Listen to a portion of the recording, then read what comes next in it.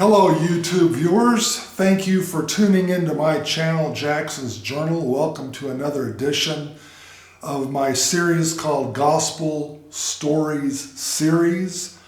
In this series or today's video, I want to talk to you about Jesus and the temple in Jerusalem that existed during his time.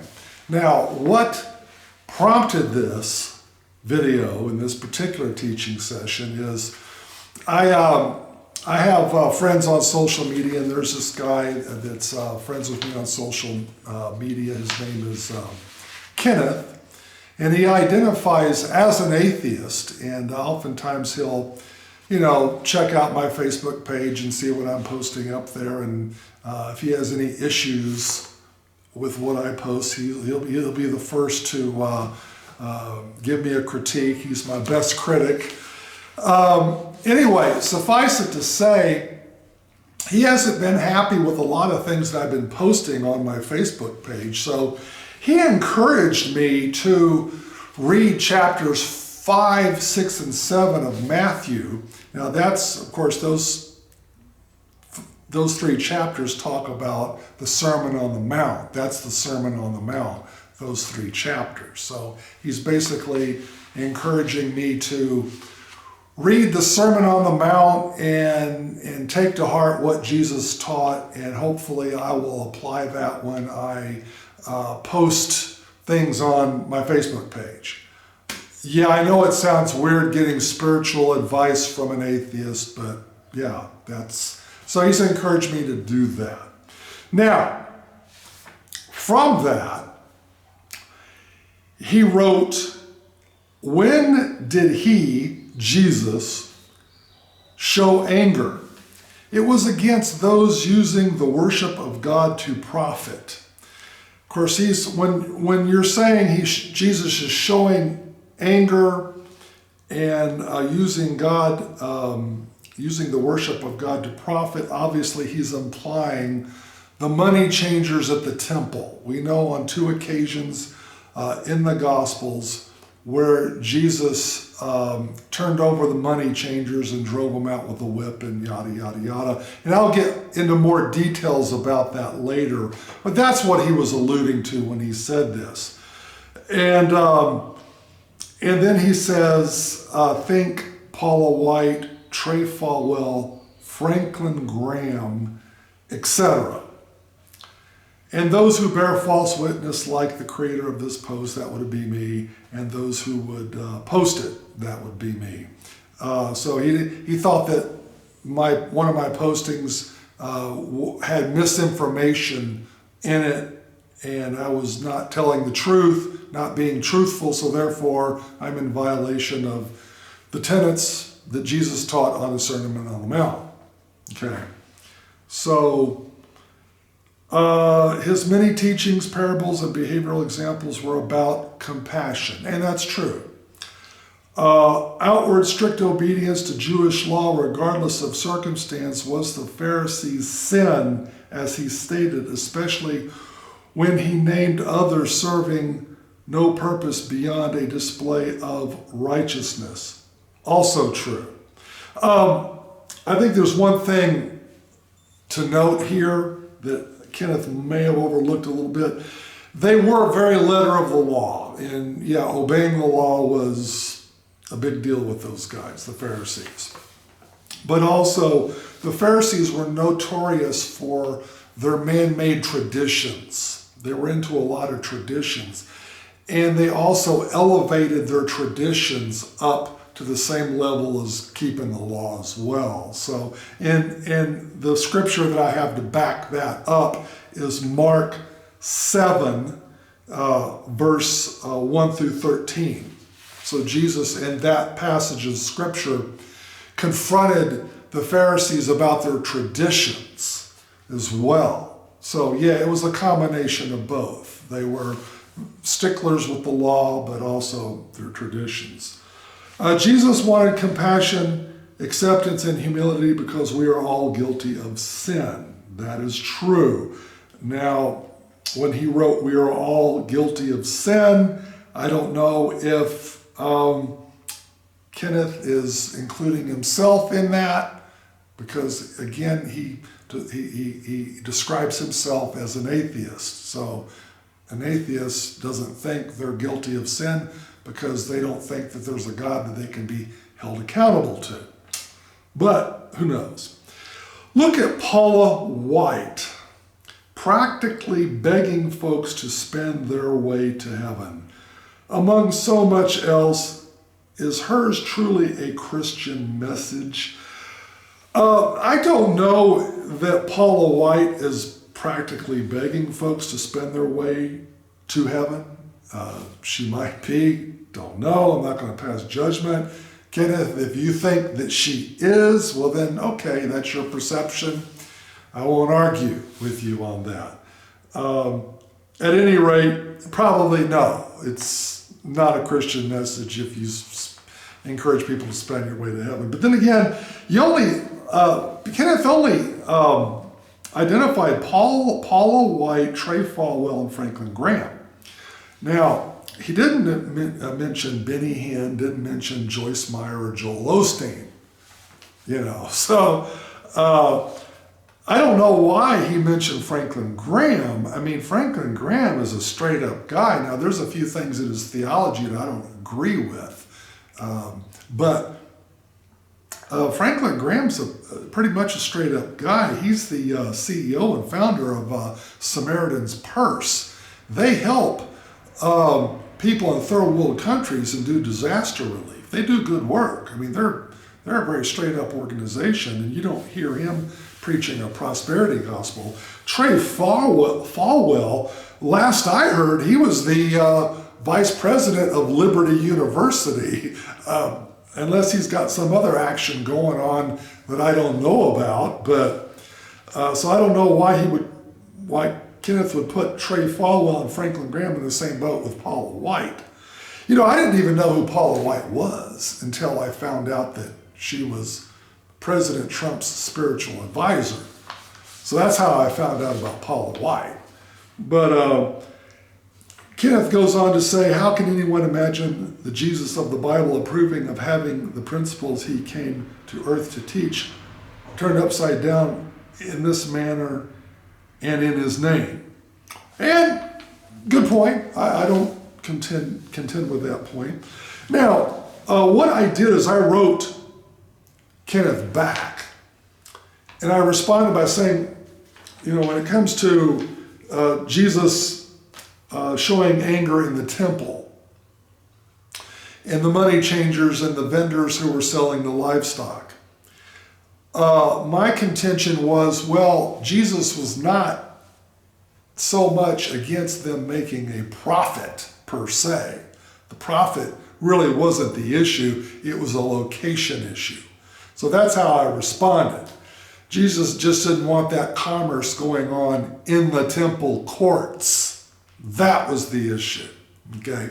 Now, in order to make a sacrifice at the temple, you had to have an animal of some sort.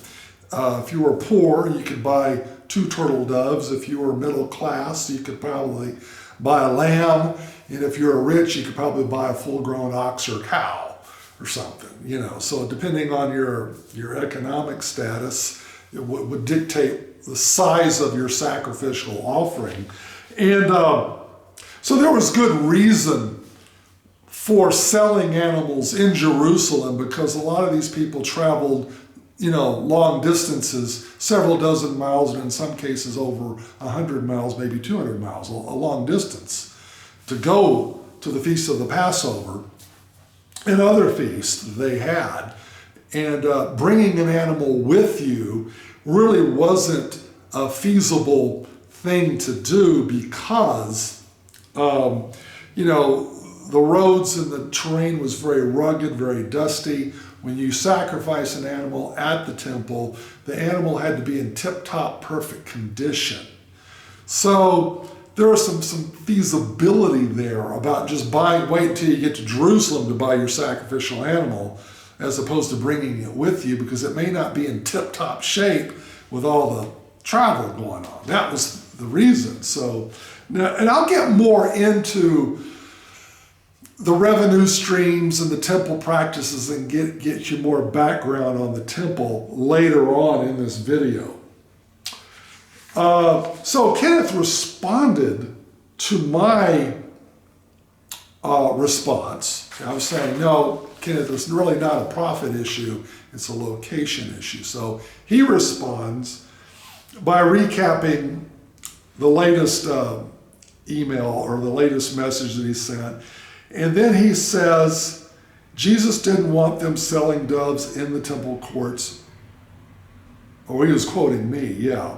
Or as he says in John 2:16, excuse me, his Father's house, which is used interchangeable by most Christians with their churches.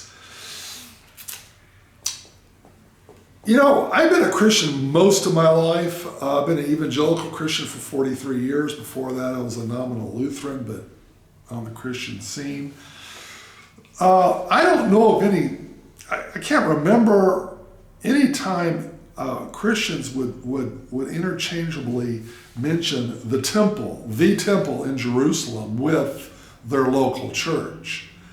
Now, they did have synagogues back in those days, in post-exile Israel. They did have synagogues.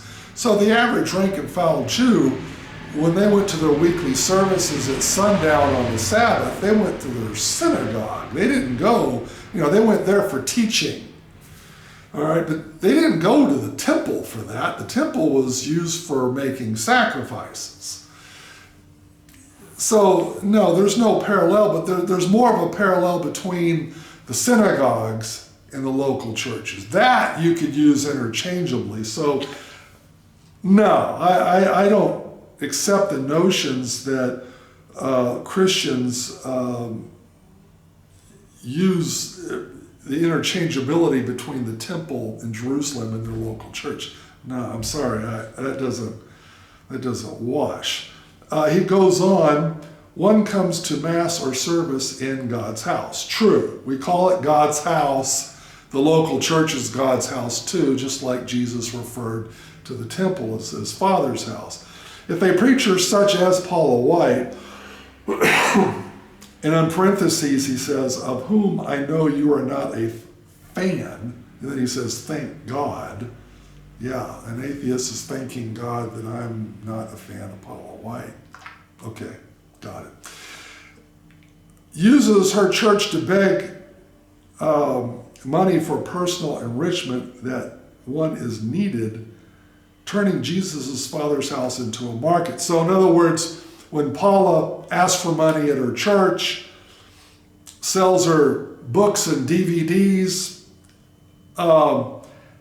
she's turning her local church into a market of sorts, but that's not quite the same thing as what went on in Jesus' time with the money changers and the livestock vendors, but I'll get into that more later on down the road. In Matthew, Kenneth goes on. In Matthew 21:13, also in Mark 11:17, and Luke 19:46. Now this guy's pretty sharp. He does his homework and he has his scriptural references lined out and his ducks in a row. Okay, so for a guy that doesn't believe in God and doesn't believe in the scriptures, he seems to have pretty good command of things. He says his Father's house meant for prayer has instead become a den of thieves. That is true. And again, the word thieves, it's about stealing from God, i.e. using God's house for personal gain, just like the super rich ministers I listed. Okay, Kenneth, you only mentioned 3 ministers, Paula White, Trey Falwell, and Franklin Graham. Do you really think those guys are super rich? I mean, I don't know how much net worth those guys. Trey Falwell's the vice president of Liberty University. Do you think you're going to become super rich being a vice president of a college? I don't think so. How much net worth do you think Franklin Graham has? In today's economy, you have to have a net worth of at least $5 million to be considered rich. We're not talking about super rich, we're just talking about rich rich. If you have anything under $5 million, you're really just upper middle class. So super rich would be Bill Gates, George Soros, Warren Buffett. Those guys, they're super rich, billions and billions. Okay, I don't think these guys are super rich.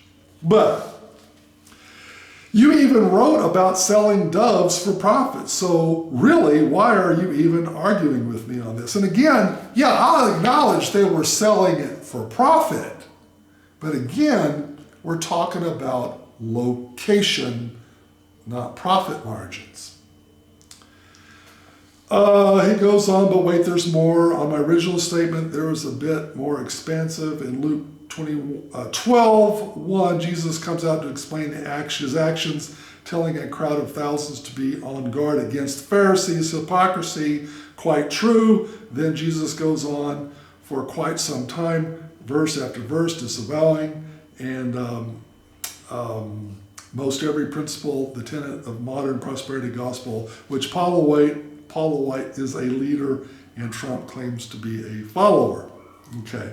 Well, Paula White's not the only one into the prosperity gospel. Again, Joel Osteen, and I can name a few others. But the rest of his paragraphs, the rest of his verbiage basically goes on to denounce. Well, let me just go ahead and tell you what he says. What about the strict obedience to Jewish law regardless of circumstance part? Let's check out Luke 14. Now, this is the guy that had some swelling in his body. He went to a Pharisee's house, and before Jesus healed him, Jesus asked the question, is it lawful or not to heal on the Sabbath? And then he heals the guy, and then Jesus comes up with the ox in the ditch analogy. If your ox is in the ditch on the Sabbath, would you not take time and energy and work to get your ox out of the ditch? And